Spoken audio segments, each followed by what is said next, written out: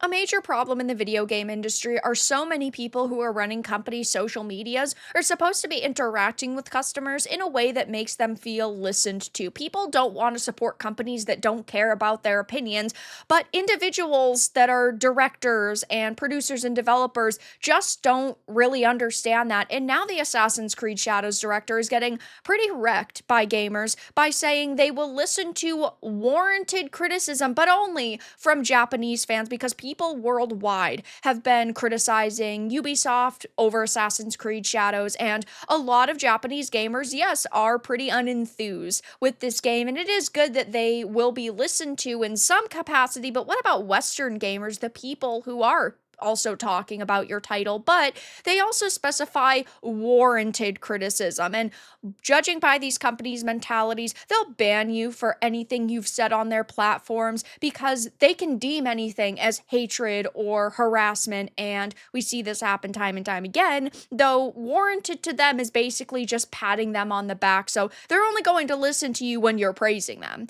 So ever since the protagonists of Shadows were revealed to be Yasuke and Noe, Ubisoft has found itself in the center of controversy. It's not just Yasuke and Noe that are the problem, it's that they said it was going to be a historically accurate game, but it is anything but. There's Chinese architecture in the game. They've marketed the title with Zoro's sword from One Piece. There were reenactment groups banners in this game, and they did remove those, but not from the official art book, so they're still affiliated with this game. You had collector statues where they were sitting on one-legged torii gates. Like, these are all things that are just as important, aside from Yasuke in a way, but are the people at the game are going to bring this up? Of course not, because they want a damage control for Ubisoft. While many detractors have used the argument of historical realism to go against the game, saying that it is inaccurate to portray Yasuke as a samurai, which also, yes, is a problem, much of the conversation has devolved into overt racism. Did they show even one or two examples? No. And I'm not saying that there are no people on social media who are being overtly racist, because there's always going to be bad apples in every single bunch. But if you're trying to make a point, you could at least show a little bit of evidence. I'm not saying to, put the screenshot right here on screen, but have it a hover over where it will, expand to X or Reddit or whatever social platform the comment is on, or an archive, so that people can actually see what you're referring to.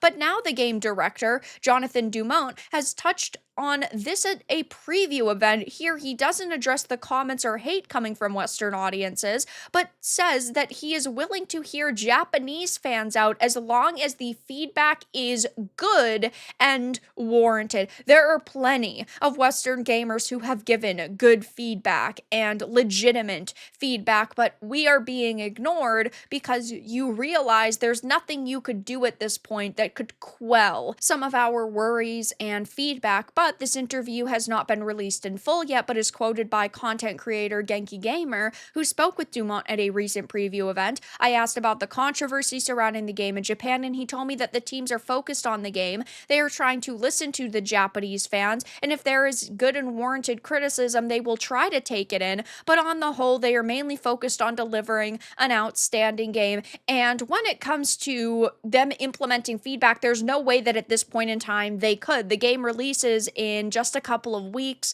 They are most likely not going to delay it again, because they've already delayed it twice before over months and months and months, and they'd face a hell of a lot more backlash.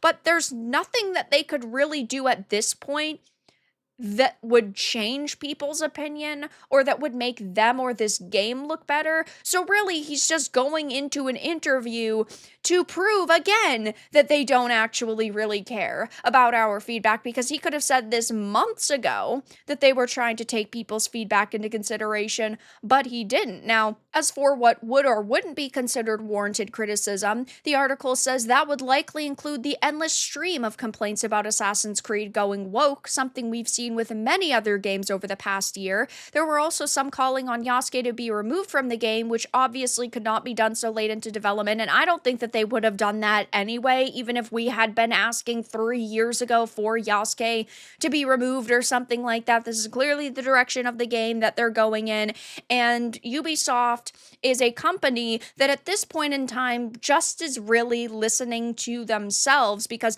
they've claimed that they've had all of these historians working on this game with them and that they have a development team who's really passionate. But if that really was the case, then you'd think that it would be a very different experience and they wouldn't have things like Chinese architecture within this game. So this director is claiming that they will listen to warranted criticism from Japanese fans, but at this point in time, there's nothing that they could change in the experience. And after the fact, I don't really think they're going to care about feedback because they would have already gotten people to swipe their credit cards. And we know that companies really only care about making money at the end of the day. So as we get closer to Shadow's release, I'm sure we're going to hear more interviews and questionable comments being made from the dev team, but for now, that's all that I really had to discuss in this video. Let everyone know your thoughts in the comments below. If you enjoyed this, give it a like, and if you didn't, give it a dislike. I appreciate your support either way, but I'll talk to you all again in the next video really soon.